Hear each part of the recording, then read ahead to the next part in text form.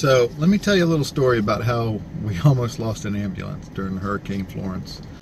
Thursday afternoon, it was about lunchtime Thursday, that would have been the 13th, was the first day we started getting the effects of the storm. And about lunchtime, which was also just about high tide that day, they decided that we might need to try to get an ambulance, just the ambulance itself, down to Hatteras Village. We have a couple of people that live down there, and they would be able to get the ambulance and use it in an emergency.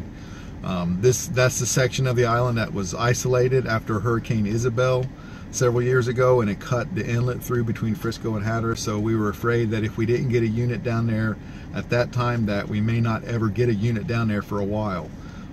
So the decision was made to go ahead and try to get a unit down there. So I drove the ambulance, and we had a supervisor in front of me driving a four-wheel drive pickup truck, and we got into the very beginning of Hatteras before I had to back out of there because of the conditions. Let me just drive you down the road, show you a little bit about where we were and tell you about it, and then I'm also going to use some video from somebody else on Facebook. I had no way to take video at the time. I had my hands full just driving the ambulance, so I'll use somebody else's Facebook video that was actually, I think, I know he was in the same spot I was, and I think he was actually just in front of us. I think the headlights you see out his driver's window is actually us coming down the road, because I saw him getting pulled out when we got down to the worst spot of it. So let me just show you what's going on and tell you a little bit about what happened. So I'm sitting right now in the what's called the Sandy Bay parking area. It's the walkover about halfway between Hatteras and Frisco, if you're familiar with it. And up there where you can see the water is about where we started having problems while we were driving down here. There was water on the road, sand on the road, debris on the road, but nothing too serious at that time until we got right to about here where this parking area is and this walkover area is. The water was coming through there pretty good, and it was also coming through this breach area right there where that dune had a hole knocked through it. So as I was coming down the road here, the water was getting deeper, the sand was getting worse, and the supervisor in the truck in front of me, was just telling me to come on, don't stop, don't slow down, because that ambulance is not four-wheel drive, and those dual tires on the back do not do well in sand. So I was having to make sure that I kept driving it pretty hard to be able to get through the water and the sand. It's absolute, in almost 22 years, it's absolutely the worst conditions I had ever driven an ambulance through. Around this point somewhere, it was getting pretty deep. At one point, I had water splashing up onto the hood. It had gotten so deep here. So then we kept on going, and like I said, I'll use a video from somebody off of their Facebook that showed the conditions that we had to go through. And about where I got here, and you can see there's a lot of sand piled up on both sides of the road here, so they did have a pretty serious breach. About here, it was getting to the point where I was I was really starting to get concerned. I wasn't even sure if I was going to make it through there, or if we were going to have to end up just leaving the ambulance in it and I was going to have to wade out. Our DOT did have a front end loader down here.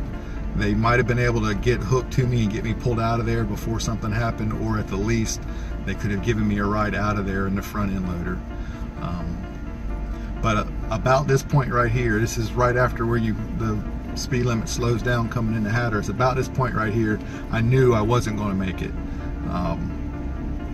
all the way through. You could see water coming through the dune right up here where this major hole happened, this major breach.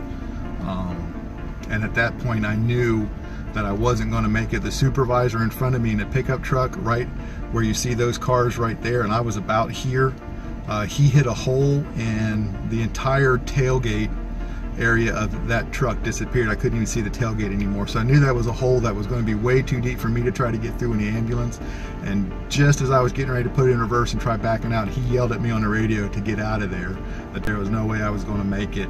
He powered through it in a four-wheel drive truck, and just about the time that I put in reverse and started backing out, a wall of water came through that area of the dune right there where it's been completely rebuilt, that was, you could see ocean through there. But right here, a wall of water came through that just about made me lose sight of his pickup truck that was on the other side of it. There was that much water coming through. So I threw it in reverse and backed out of there just as hard as I could and just as fast as I could. But we were really close to losing that ambulance. So I'm headed back out of Hatteras now. Right about here is where I put the ambulance in reverse, and I was backing up what I'm driving forward through now.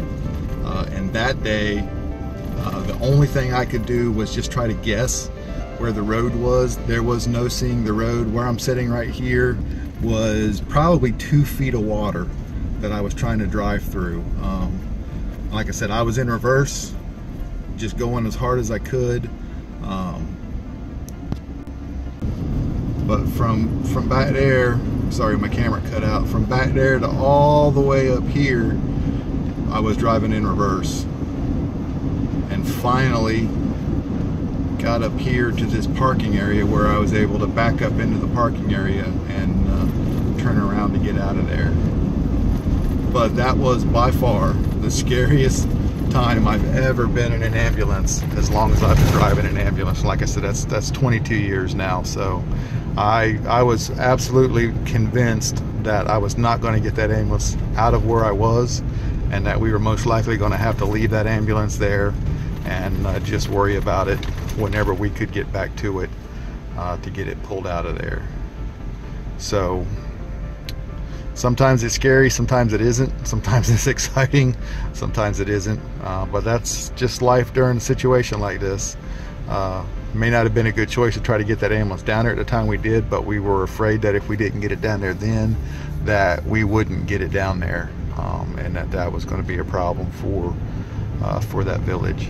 So thanks guys for watching. I really appreciate you taking the time to watch the video. Thanks. God bless.